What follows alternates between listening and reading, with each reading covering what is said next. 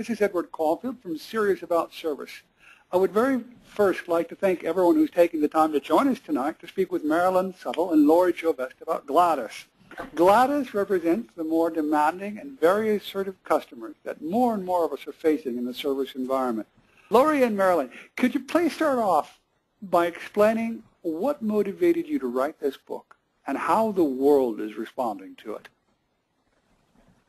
Well, Edward, we had a passion for sharing the things that we've learned along the way. Lori has had, 25 years in sales, is it business-to-business sales, Lori? Yeah, business-to-business and very relationship-based sales. So as I have gone through my career, what I've realized is that a lot of people didn't know the things that I thought everybody knew about relationships with customers and how you treat them so that they keep coming back. And a lot of it is compassion and putting yourself in the customer's shoes. And when Marilyn and I started talking about how we each wanted to write our own books, over time, very quickly, we decided to write a book together and share her skills in training and relationship building workshops and things, and my experience in the trenches customer service. All right, and that's how Gladys was born. All right. Well, how is the world responding to your book? I mean, what sort of feedback have you gotten? Oh my gosh, it has been so exciting. It seems like every week we get another email from a company that bought 100 books for every employee. Or I just recently did a in-service day for a company that just not only enjoyed Gladys, but their employees actually were taking the book with them places and taking pictures. There's a bunch of pictures at Disney World with Cinderella holding Gladys and all the characters holding Gladys. So also social media streams. It's just been so exciting to see how many people have embraced it and recommended it. Could you do me a favor and just fire up and explain who is Gladys, what's with Gladys, and why do we have Gladys? Well, Marilyn, I'll take this one. Gladys is the consummate challenging customer. She came to light when we were interviewing Professional Movers, which is the company featured in the first chapter of the book. And she was that challenging customer who wanted everything a certain way, and if she didn't get it that way, she was going to be angry, and it was going to get ugly. And the way they handled her, of course, there was a mishap on her move, their moving company, and because of that, the way they handled it, she ended up becoming their biggest fan. And their sales in her retirement community shot way up. And so she became the poster child for the book. And, if you can make somebody like Gladys happy, you can, get incredible customer loyalty and build your business on that loyalty. And I think it's a really good example of how the person that makes you just want to push them away. It's like, whoa, not that one, please, no, not that one. Is the exact same person who can really be that vocal, got to tell everybody in their face fan of your company. And we want people like that are so excited about you and they're not too shy to mention it, So, yeah, Gladys is, we call her hypersensitive, and you see that on the screen right now. That hypersensitive Gladys is actually scientifically discovered. Lori, you want to tell them about BPO? Well, there's a company out of the UK that came out with a study, I think it was back in the summer, maybe in the spring, that customers are becoming more and more sensitive to how they're treated once they enter a store or start doing business with a company. And what is the percentage? 74% if they come in to make a purchase and they don't like the way the person behind the counter looks at them or they aren't greeted immediately. They're very sensitive to that, and they will leave the store without making a purchase. That's a lot, 74%. That's a big percentage. Yeah. And they because of that, the reasons behind it are there are tons and tons of reasons that people have less money than they've had before. They know their power. They can go on the internet and research your competitors, the competitive products, and they know that they are the ones in the driver's seat.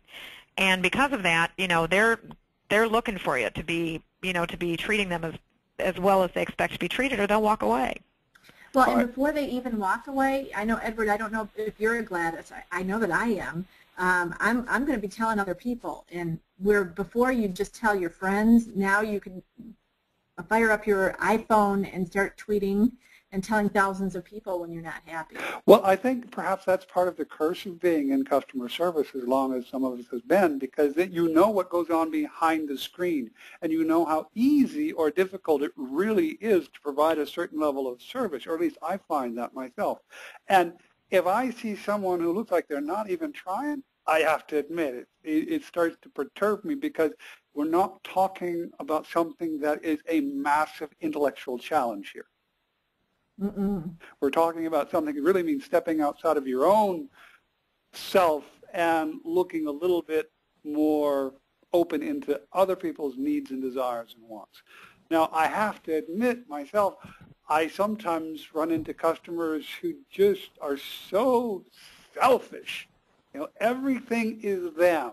Everything, and if you don't sneeze in the right tone, they're going to be upset. And I've seen a lot of material about, you know, you have to put yourself in your customer's shoes. It's always so much easier to talk about than it is to do. Right. It really is. And that's such an important thing to say, because, you know, it's one thing to be that customer who's frustrated, but when you're dealing with that customer who's frustrated, it can feel really personal.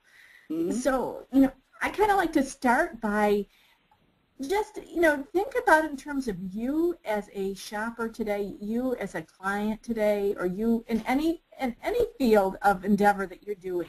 When you go to your class, if you're a student, you're a customer. If you're working in any capacity with somebody, you're a customer. Do you find that you're a little bit more demanding than you were maybe even 6 months ago?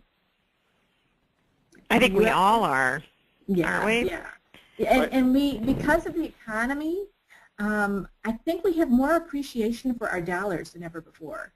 And I know I only want to give my money to somebody I like. And if they're not nice to me, I don't want to give it to them. So, or somebody who appreciates it. Yeah. You know, somebody who's going to acknowledge it and appreciate that I'm taking my business to them. I think it's helpful to, and I'd almost like, you know, have people write in if they find themselves more demanding, if you find that you have higher expectations, if you're more sensitive to service issues. Does that sound like you? Because, you know, we are in a different world. We're driving the bus, aren't we, Lori? Oh, absolutely. Yeah. So if we can relate to that challenging customer from our own perspective in that way, that, you know, I know that I'm a little bit more demanding than I used to be, and I do have higher expectations. So when somebody is being demanding, I kind of like to look at it as if you take your two fists right here as we're sitting, and your left fist, that's you, and your right fist, that's the challenging customer that pushes all your buttons. And then imagine that, you know, here you are, and that challenging customer is yelling, all right? And you feel like you're on the receiving end of a Gladys attack. What I like to do is take that left hand that's you and leave that. That's the problem. You go walk over to the right side. You go walk over to the customer, and together you tackle that problem. That's kind of one of the ways that I use to kind of depersonalize it, so that it's not you they're upset with, it's not you they're screaming, even if it feels like it, it's really the problem that they're upset with. It's really, and so they understand that you're on their side. Yeah, there you go. You know, you're on the customer's side. That's your job, to make them happy. So you're not going head to head. You're coming around to their side and looking at what the problem is so you can fix it.